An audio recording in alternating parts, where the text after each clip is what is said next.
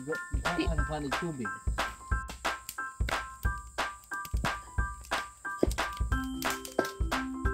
Ganito na ano guys, yung hindi masyadong brown, yung green pa na may kunting brown. Ito ang ano gusto ko.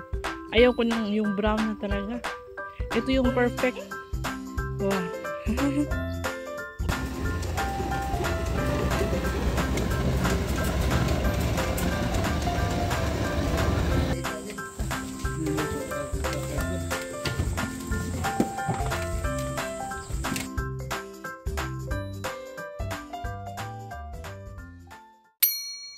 Si Little Izoy kakagising lang niya mga kabisdak. Sinuutan ko ng jacket. Kasi susunod yan sa akin dito sa bodega. Oh, ayan. Nagmuni-muni pa siya. Mama, tarawa. Oh, doon ta bodega. Parang galit man si Little Izoy. Galit yan. Parang galit po siya. Yan. Hello mga kabisdak! Oh, wala pang supply sa lumapag. Kagising diretso, tulong tayo kay Daddy Insoy. Kanina, maaga si Daddy Insoy may kape pa ako dito. Bibigay natin sa kanya. Maaga si Daddy Insoy nagpili ng ating mga chilies. Nagpili sa ating mga chilies. Last day po today na delivery kasi nga long holiday, long weekend, long holidays starting today Friday until Thursday next week holidays mga kabisdak. Kaya wala pong parang manasugat. Wala po truck na kukuha sa mga chilies kasi nga holiday. Oh, ayan. Mamaya na mag-supply siya. Pasensya na sa ating buhok para si Little Izoy alam na niya kung saan ang ating bodega. Sila Sadi at Dudong nasa chili farm ng mga kabisdak.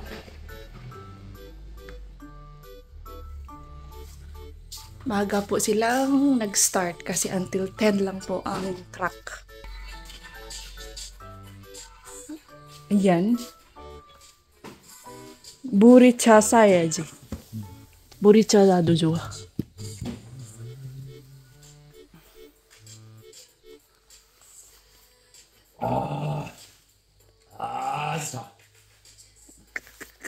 Haircut yaji.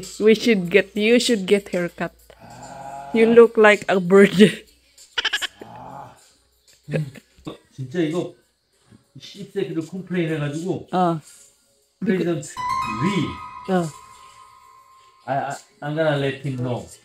That's on the 청양고추 price something. 그래 해. 이게 뭐하는 짓이야 이 씹새끼들 지금? 어? 아니 무슨 씨발 내가 무슨 뭐 소일이야? 니다이 스톤? 니다이 셀 스톤? 야 어떻게 8,000을 주냐? Kasi mga kabisdak, tingnan nyo ang ating chilies. Kahit na maganda na siya, lalong bumaba ang presyo. 8,000 Korean won ang isang box. Imagine niyo parang pinamimigay. Sabi ni Daddy Insoy, parang yung nilagay ko, parang nilagay daw namin lupa ba daw ang nilagay namin, bakit ganun ang presyo? Tingnan nyo ang ating chilies, oh. Bakit? Wala nang mga white spots yan. Wala na ding dark spots sa tangkay. Pero bakit ang mura? So, the market, they gather like this. 이렇게 해가지고,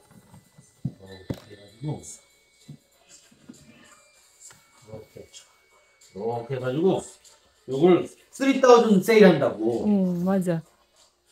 이런 새끼들, 족같은 새끼들이거든요. Ngayon lang kami nakakuha ng ganitong presyo. Last year, never. Ngayon, kakaiba ngayon. Parang may something sa bidding, sa mga bidders, may mga suspicion ni Daddy Insoy, may corruption. Let's find out. Kasi pwede, dito sa Korea, pwede ka pong magreklamo doon sa nauukulan or mismo doon sa Office of the President. Pwede ka doon mag-email, pwede ka gumawag. Ganun, para ihatid. Para iparating sa kanila yung problema namin dito bilang isang farmer, small-scale farmers. Ayun, rap session plus coffee ang breakfast ni Daddy Insoy. Kasi naman, imagine niyo parang grabe yung 8,000 Korean won. Nasa mga 300 plus yan mga kabisdak. 300 pesos plus ang isang box ng green chili.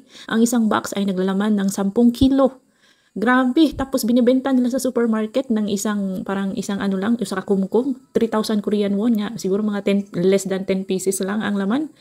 Grabe, no? So, ayun, parang di ko yata kaya. Ay, nako. Pero itong red chunyang mga kabisdak, tinry naming ibenta. Mahal po siya. So, dito na lang kami bumawi. Kaso, mas marami yung green chili kaysa sa mga hinog na chunyang. So, dapat namin silang i-harvest ngayon dahil 1 week man na walang delivery, mga kabisdak. Walang mag-pick up ba yung truck, hindi nakabiyahe kasi nga chusok. And then, hoping pa rin kami kasi hindi man everyday same ang prices, mga kabisdak. Hoping kami na baka today lang siya mura, kinabukasan, high ulit. Kasi last year, ganun ang nangyayari. Bumababa siya pero never kaming nakakuha ng 8,000 Korean won per box. Ang pinakababa siguro namin is mga 15,000 Korean won per box ng mga green chunyang. So, ganun talaga ang buhay mga kabisdak, weather lang. Pero lucky pa rin kami kasi may mga regular customers like Myunggi Upa na dito. Kami yung nagsusupply ng chilies na may fixed price na hindi po nag-iba-iba ang presyo. Kumbaga safe ang presyohan namin sa mga regular customers kasi direct man kami nag-supply. Sa bidding kasi mga kabisdak, may chance na aabot siya hanggang 50,000 Korean won. Yun ang pinakamahal na bili ng aming mga chunyang, mga chilies guys. Pero yun nga, bumababa tas tumataas yung presyo. Nagreklamo si Dodong kasi yung black Americano, mapait daw yung kape. Nasanay kami na yung kape namin, yung mga may asukal ba, kaya matamis. Sabi Dodong, ikakarga na mga kabisdak.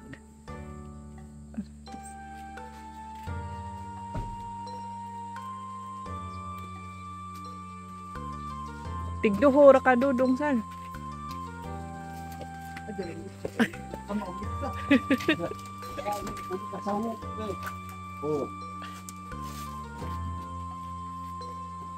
Ano, luoy ka sa kurmas Dodong.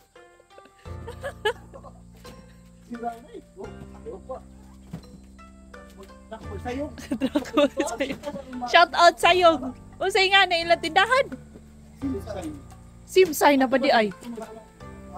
Simsay, di na dahil gilid. Gilid. Shout out Gilid Store sa may poblasyon Andamol. Ma'am Sayong. O si buhi pa dyan ba na, san? Patay na Sayong. Ana po ng patay sa buhi. Ason man to. Simsay. Si Ason patay na, si Sayong na ni Puli. Patay na Sayong. Konting maritisan lang kami no habang nagakarga ng ating mga chilies kasi nung kabataan ko mga kabisdak, yung may sikat na Chinese merchant, Chinese owner na store sa amin sa Bohol. Sila yung may pinakamalaki na store dati nung ako ay maliit pa. Hanggang ngayon siguro, 2 years na akong hindi nakauwi at na-surprise ako nung nalaman na si Dudong doon din kasi nagtatrabaho before. Yung mama ko din nag-extra before nung elementary pa ako. Patay na daw yung may-ari. So, ayun yung balita. Ito yung kape ni Dudong nga mapait, way lami, bijak ko no. Gitagaan mo guys, namuhag ba? Nilabay na ito namuhag. Mao ba? Oo, ito namuhag ito. Hinatag, Sige, tamig. Ayos yo! Okay, thank you! Thank you. Mao ba? Be, otro be. Wasing matam isa na dong. Okay, kaihi ka ba? Pait dyan. Sige mo saan? May, Lami, hisil na naman. sakto sa langon. Hindi po natin pwedeng ipasok ang mga chilies na basa sa box kasi mababasa yung box mga kabisdak syempre, no? Ayun, kailangan namin siyang iharap sa electric fan. May malaki kaming electric fan dyan para sa mga chilies. And then, para mas madali kasi nga until 9 lang po ang loading ng malaking truck, kailangan naman siyang ihatid doon before 10:30. So, pinunasan na lang namin pa isa-isa para mas mabilis tayo. And then, si Little Inser, syempre, sasama din namin yan. Oh. Nagpalit po siya ng jacket. Ayaw niya doon sa blue niya na jacket. Ito na, blue din ito ngayon. Ano tawag sa jacket na ito mga kabistak? Hindi man ito yung kapareha sa akin. Excited po yan si Little Insoy. Masaya po yan. Gustong-gusto niya na sumasakay, nagasakay ng truck or either sa sasakyan. Gusto niya nagbiyahe mga kabisdak. Abang kagana mula ang dumaya. Magsihan, tulog adlaw. Hantod ni Huibis.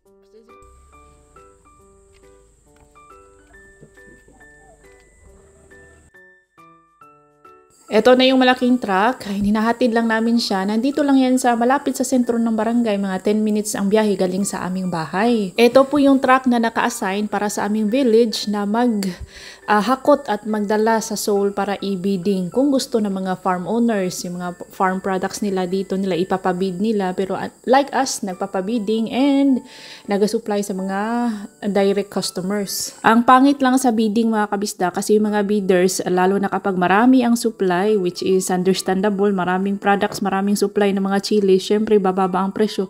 Parang nagkakaisa sila na, oh sige babaan natin hanggang sa umabot ng 4,000. Alam nyo ba, kagabi umabot ng yung last ito na delivery mga kabisdak, 4,000 Korean won na lang po ang ating green chilies. Grabe yung ano ni Daddy Insoy, parang hindi na talaga makatarungan. Before the Chuseok vlog ay may i-upload pa ako na isang vlog tungkol sa pagpunta ni Daddy Insoy sa bidding area. Pumunta po sa Seoul yan si Daddy Insoy para tingnan in person ano ang nangyayari sa bidding, bakit ganun ka baba ang presyo.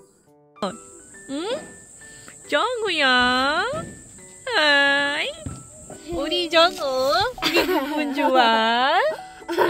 mag-harvest ang mani. Mag-harvest ang mani ha. Inshallah. Itut ang pangag.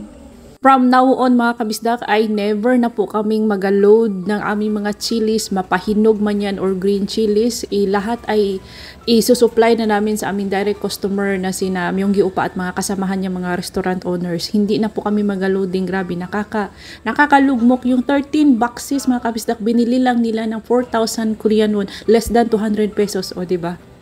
Si Daddy Insoy ay tatawag daw siya sa mga news dito, GTBC like that, or mga sa office secretary, mag-i-email daw siya para ipahayag yung kanyang saloobin bakit ganun ang presyohan. Buti na lang itong si Myunggi Upa, next year nag-reserve na siya ng 500 boxes ng green chilies mga kabistak, so no problem na tayo next year kasi may customer na tayong nakaabang.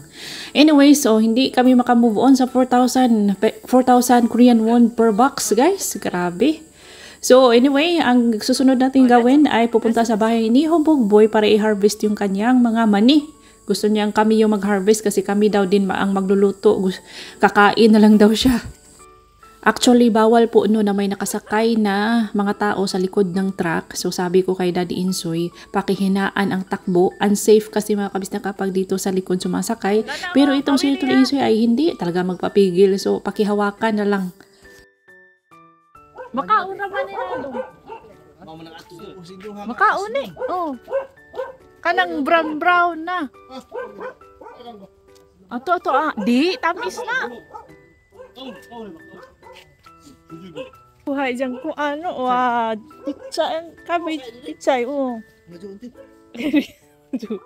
Mo na nilang kimchi doon. Mudako pa ni. Baligja niya pa. Oh, ibaligja. Ibaligja. Unja Radis. kanina dong, asal. Lami, like kanang brown. Tamis mo ni. Ha? May bunga. Radis. Dili ba? Kanang kabangaan. Unsa man na do? Gahi man. Gahi lagi. Azaw na kay Ano? makunat na oh. Diba? Kaon. Tamis dong. Na. Agdaw pakita sa agdaw. Tamis na. Tamis. Haba ukon. Tamisal na. Tamis. Na nanguha arang panguha na nang mao ni timailhan nga ting tugnaw na. Ay, sorry.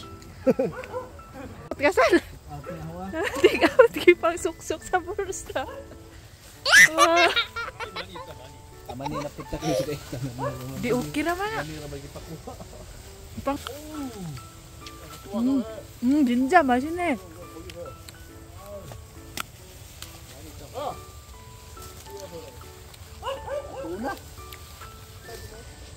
Nag-start kami mag-harvest dito sa kunti lang naman mga kabistak ang mga mani ni Hubog Boy 2 years ago. Tapos nagustuhan ni Hubog Boy yung aking luto na Pinoy style. So last year, ayun din, pinaharvest niya sa amin at pinaluto yung boiled peanuts at boiled na mani. Tapos lagyan mo ng asin mga kabistak. Gusto kasi yun ni Daddy Insoy. And then nagustuhan din ni Hubog Boy. Mas ganahan pa mo kumani ato ah. Ilang mani na ni Rasa. Rasa, rasa. Ha? Mani do jay. Pero masami pa. Kamako mani hitoy. Takol. Hybrid. Nami gapon. Ay dito. It's not ours non small dyan ah. Small. Large, extra large. Put doon eh. Hindi siya ganahan, may lami ko no. Ha? Hindi siya ganahan, suwan, di dungagon. Ayun, seguro kibo ko. Ang mga Koreans, hindi nila kinakaing hilaw or fresh ang mani. Dinadry nila yan mga kabisdak at sinasangag. Yun po ang alam ko. Tapos ginagawa din nila niyang panchan or yung side dishes. Inuula mga kabisdak ba. So, si Daddy Inso, yun nga, gusto niya yung boiled na mani na may asin. So, yun po ang ating gagawin sa mga mani ni Hubog Boy. Anyway, happy viewing po kay Mr. and Mrs. Elmer Jarin ng Winnipeg, Manitoba, Canada. Thank you so much po. Shout out Ma'am Emma Bernisto, Ma'am Michelle Mendoza, Ma'am Maria Luisa Castillo in Bataan, Ma'am Miriam Moradilla, Ma'am Edith Capulong, Ma'am Zaina Bordeos, at kay Ma'am Milianes. Oh, hello kay Milianes family in Sagbayan, Bohol. Kay Ma'am Christina Aquino, shout out, Ma'am Jemery V, Ma'am Mikay Rodriguez, Ma'am Gisela Siriaco in Valencia, from Valencia pala itong si Ma'am Gisela. Hello kay Ma'am Jocelyn Cortez, na isang silent viewer pero nakikita ko na sa comment section. Maraming salamat sa ating mga silent viewers noon na nagko-comment na ngayon. Itong si Little Insoy, inano na, kinagat na ng lamok. Kawawa naman ang noo. Hello kay Ma'am Arlene Lacheca and Lacheca family. Thank you so much sa inyong palaging panonood. Kay shout out your Tita N. Advance happy birthday on October 14 kay Miss M. Happiest birthday on October 7 ngayong araw. Kay Sir Nathaniel Baluyo, happy birthday. And advance happy birthday on October 11 kay Miss Rizel in Brentwood, California. Daghan kadtong salamat sa kanunay pagtan-aw, ma'am. At sa lahat po ng ating mga solid kabisdak viewers, maraming salamat sa inyong patuloy na panunood at pagmamahal sa ating munting channel. Maraming salamat mga kabisdak.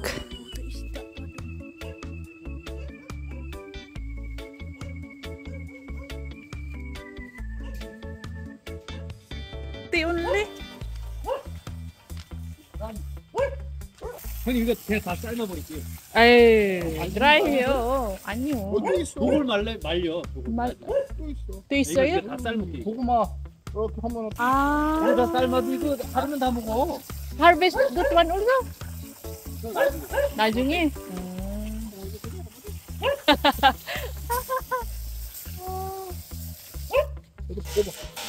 Bukan na.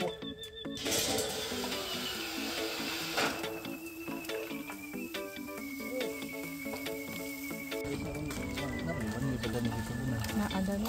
Mana? Di.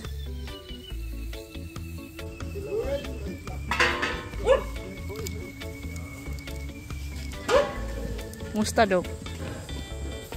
Lami dong. Mura tabang nga naman ko. Di tabang.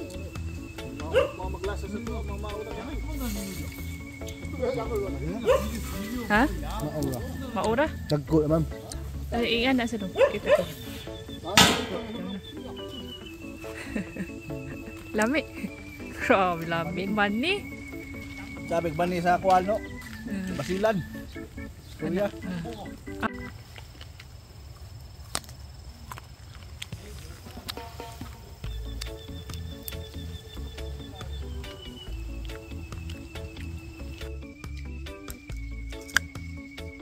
Mas lami pala kasi si Mani. Murag apple, oh, may, oh. Yung ganito na ano guys, yung hindi masyadong brown, yung green pa na may konting brown, ito ang ano gusto ko. Ayaw ko nung yung brown na talaga. Ito yung perfect. Wow. Jumuya! Uy! Ay, tamak-tamak na lalong!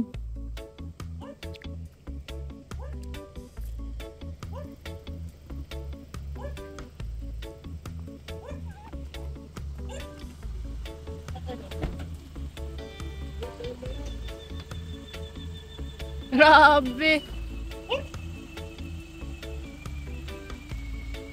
Saglit lang po kami sa bahay ni Hubog Boy dahil konti lang naman ang aming hinarvest. May isang linya ng mani na iniwan po, hindi namin hinarvest lahat para in case gusto ni Hubog Boy na kumain ng magluto-luto ng kanyang sariling mani recipe is may magagamit siya.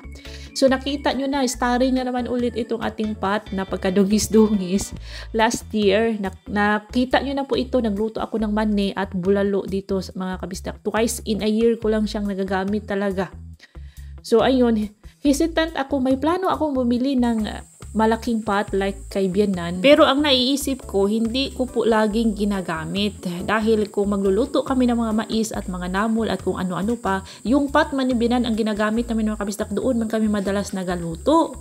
So, for practical reasons, bakit ako bibili kung hindi ko naman gagamitin ng hindi ko ginagamit madalas, diba? O may magsasabi na naman dito, kuripot ako, ay bahala na kung kuripot ako sa inyong paningin. Basta for me, hindi po ako bibili ng isang bagay na hindi ko po gagamitin ng madalas. Parang nonsense siya mga kabisdak. Last year, nagluto ako ng bulalo dito kasi gusto ko makapag-save sa aming gas. Marami kasi kaming kahoy. So, ayun, doon ako sa labas nagluto. Pero ngayon, ay medyo nakaluwag-luwag naman si Anjuma. Marami na tayong pondo pambili ng gasol. So, mani na lang ang niluluto ko dito sa labas mga kabisdak. Okay na yun sa akin. Basta hugasan. Huhugasan ko lang ng maayos. Itong ating pot ay okay na yan mga kabisdak.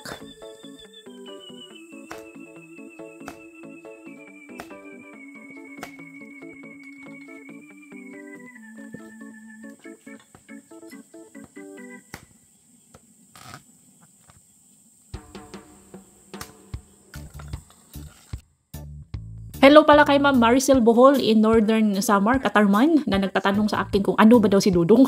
Lalaki po yan si Dudong, ma'am, kasi may irereto daw si Ma'am Maricel na taga Samar para kay Dudong. Lalaki po yan si Dudong, pero tinatanong ko minsan, ang sagot, meron daw siyang girlfriend. Minsan naman, walang girlfriend. Ewan ko ba talaga sa batang yan. So, ayun mga kabisdak, maswerte po ang magiging girlfriend ni Dudong talaga. Kasi mabait na bata, tas hindi mapili sa trabaho. Yun, winner, tas pogi pa. Ganito po namin niluluto ang aming mani, nilalagyan namin ng asin yung tubig. Dapat pala mas marami pa mga kabisda kasi tinikman namin later nung na siya, kumukulo na, matabang. So dapat maraming asin and then kunti lang yung tubig mga kabisdak at marami. Make sure na marami kang panggatong dahil matagal-tagal po maluto ang mani. Opo. Kabo ay katong na baso sal.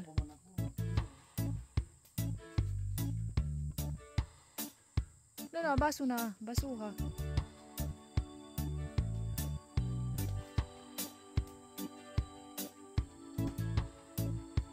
Ibu pa.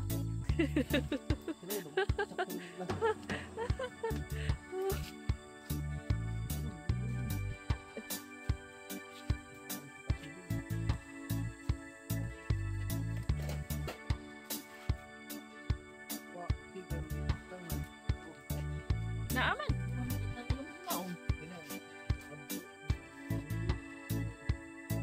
Ang papa nila Saldi ay kapatid po ng aking nanay. Tapos yung mama naman nila Saldi ay may malawak na manihan dati. Mga farmers din kasi itong mga magulang nila Saldi at Dudong. Kaya alam na alam ni Saldi at Dudong kung paano magluto ng boiled mani. Tinulungan na ni Saldi si Dudong kasi yung axe namin na malaki nasira po, naputol yung kahoy na handle. Kaya nagsatsaga na lang si Dudong sa maliit na atsa. So, ayun nga, gustong gamitin ni Saldi yung maliit na chinso pero sira siya mga kabisdak. So, ayun, switch to na lang, yung itak.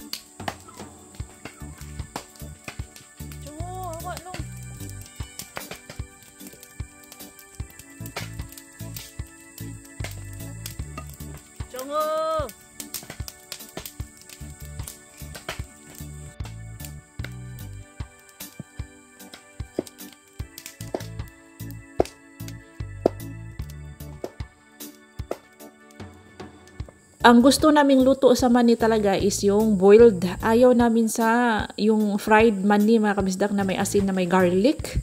Ang oily kasi nun para sa akin, pati itong sila Di Insoy at sila Saldi at Dudong, mas gusto namin, mas prefer namin itong pinakuluan na mani. nilagang mani ba? I mean, nilagang mani na may asin. Yun po ang namin, bet namin. Tas mas masarap to kasi freshly harvest, galing pa talaga sa lupa mga kabisdak. Manamis-tamis ito dahil preskong-presko. Starring po si Melik at si Missy. Si Missy pala, si Missy at si Melik. Ay, alam nyo ba mga kabisdak, nakita ko na po ang anak ni Melik. Hindi ko sure kung ilan kasi dalawa lang yung nakita ko. Yung isa is si Melik kasi kapag nanganganak, tinatago niya yung mga kittens niya mga kabisdak.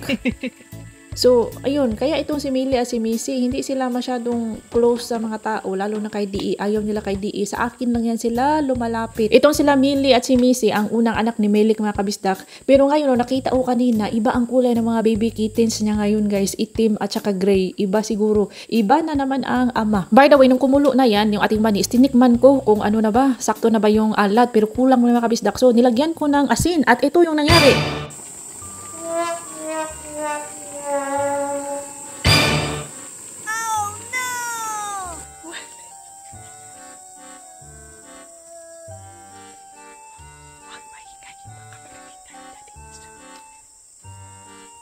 Naghinay-hinay talaga ako para hindi marinig ni Daddy Insoy. Tinawag ko sila Saldi at Dodong ng pabulong para tulungan ako ditong ibalik yung ating pot. Pero lumabas naman si Daddy Insoy. Nakita niya na nawala na yung apoy, nalaglag na yung nasa lupa na yung pot. Ay mga kabista, kasi nga hinalo-halo ko sila para ma-mix yung salt. Nag-add ako ng salt kasi hindi nga walang alat. Konti lang yung alat na nilagay ni Saldi kanina. Susos nung pagalo-halo ko mga kabisdak, nadulas man yung leads dito sa gilid o nalaglag. Namatay yung apoy plus wala nang ang tubig. Naiti siya. Ay, naku, fail na fail. Ay, naku talaga.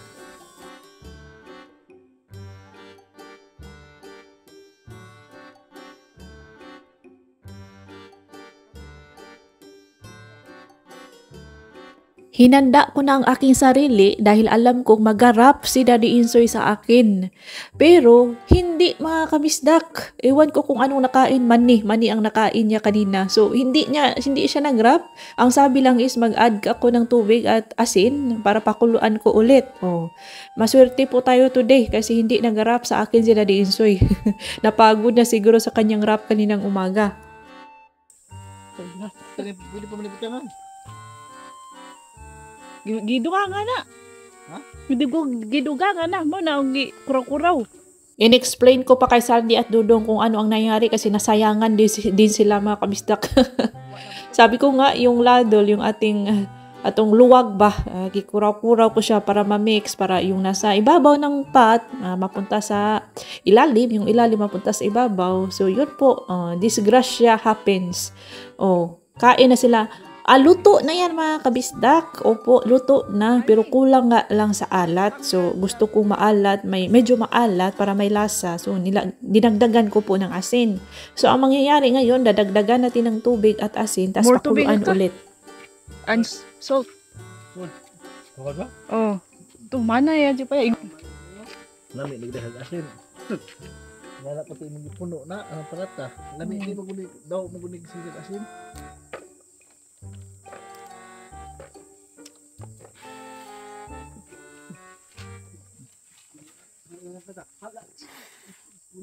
Yun ko lang napansin mga kabisdak, nagparade pala itong nagparade man dyan sila Wow, dito meron pang coming out. Dito meron pa. Wow. Grabe ka ng lupa ni Bianan mga kabisdak. Tambok dyan juta na ni.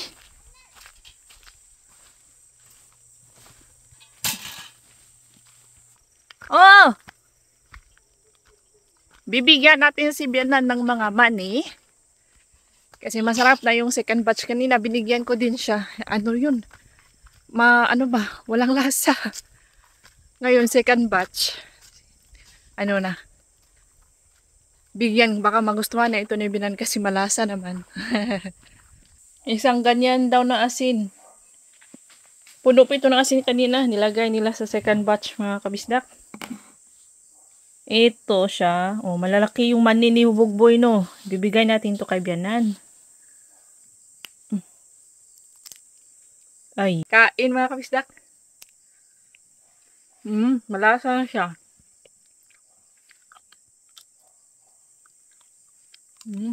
Ay, mani talaga. Mm. Mm. Mani eh. Naglaglag na. And that's all for today's video mga kabisdak. Thank you so much for watching. See you on my next vlog. Don't forget to like, share, comment, and hit the subscribe button para updated kayo sa ating mga next upload. See you on my next vlog. Ingat lahat!